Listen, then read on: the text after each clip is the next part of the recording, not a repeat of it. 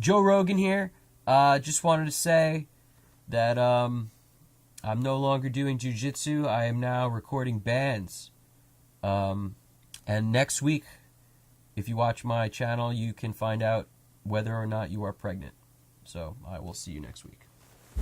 More Seth Rogen than Joe Rogan. How's it going, YouTube? This is Evan from Custom Cut Studios. I just wanted to give you a quick demo about how to record guitars efficiently, fast, using very simple techniques. First, you've got to identify exactly where the speaker is within your amp. It's not always in the center. I know you think an amp's built a certain way and they put it in the center. I'm sorry, but that's just not how it works. A lot of times when you will put a flashlight inside the grill to see exactly where the cone is and where the speaker is itself, it's often not in the center of the grill itself. It's off center, and a lot of times, you know, it'll be below where you think the middle is, so you can't just go by the middle of your speaker. You legitimately have to take something so you can see inside the grill, figure out where your speaker is, then figure out where the cone is. You take a dynamic mic. It doesn't matter if it's an SM7 like this, or a regular 57, or a 58, let's say. Or you could have anything. It really doesn't matter. If it's a dynamic mic, put it in front of that amp. The next thing you want to do is take a ribbon.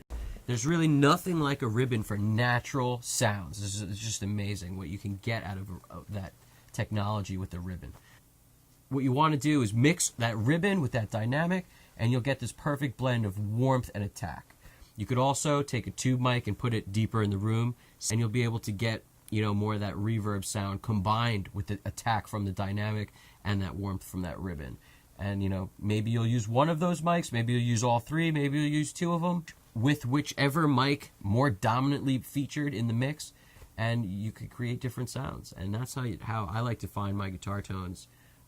Most often, I'll start right in the center of the cone. If I have a problem with that, maybe I'll back it off a few inches, or maybe I'll turn it off center of the cone, but usually those are options that I seek out when I'm trying to correct something I'm hearing that sucks. If it doesn't suck, I'll stick with that, because with that setup of those three mics, I can guaranteed get what I'm looking for. And that's what I like to do. I like to have kind of a foolproof way to do it, so no matter what, you're getting what you want. And a lot of times, the first few takes, I'll have everything up, but by the, let's say, take number 5, now I've only have one mic or two mics left, whichever ones I've decided on. So it's not like I need to leave them up constantly, recording constantly 3 mics on everything. It's just, you want to maybe start that way, then determine what sounds better, then use only those mics. That's the best way to do it in a studio when you have the ability to use multiple mics. You know, if you're dealing with an interface with one mic pre, you can't do that. So in that case, use one mic directly on the cone, in my opinion, a good dynamic, and that'll give you the best results if you only have the choice of using one mic. Thank you for watching this video. Check out next week's video on how to mic a bass amp. We appreciate you watching, and please like and subscribe below, and we'll see you soon. Thanks.